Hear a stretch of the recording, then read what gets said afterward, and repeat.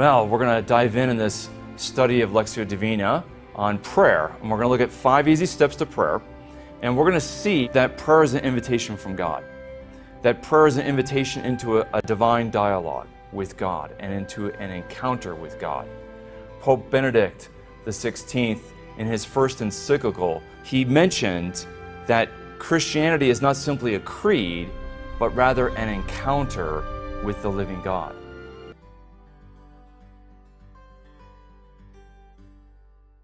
Every person we come in contact with, look up and see no longer me, but Jesus radiating through me.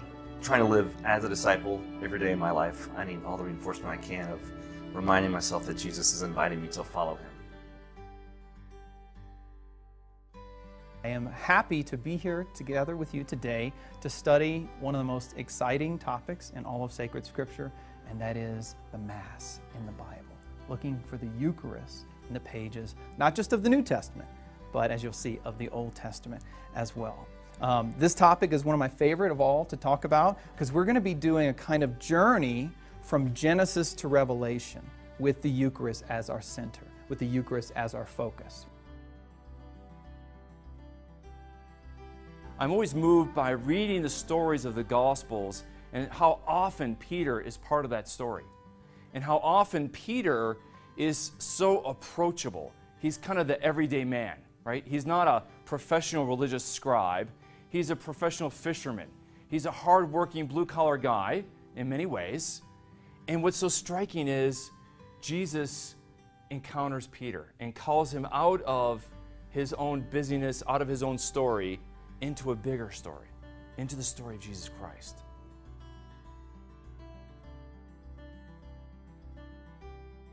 This is not just a biblical study of Mary.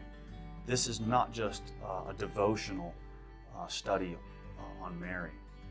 Rather, it shows the amazing eternal plan that our Father in heaven has had for Mary from the dawn of time all the way until today. We're meeting and we're asking, what's next in the life of the church? What great event is on the horizon? And the answer was Fatima. The 100th anniversary of the Fatima apparitions we're approaching in 2017. Let's tell the story of Fatima. But what is the story of Fatima? It's a story of Our Lady's appearance to 3 young children in Portugal.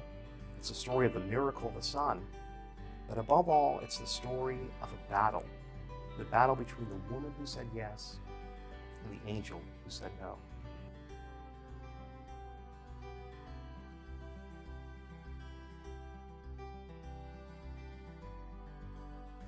I've been studying sacred scripture now for over 40 years.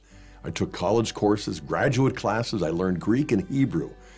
But if I could pinpoint one thing that has made the biggest difference of all, it is the Blessed Virgin Mary.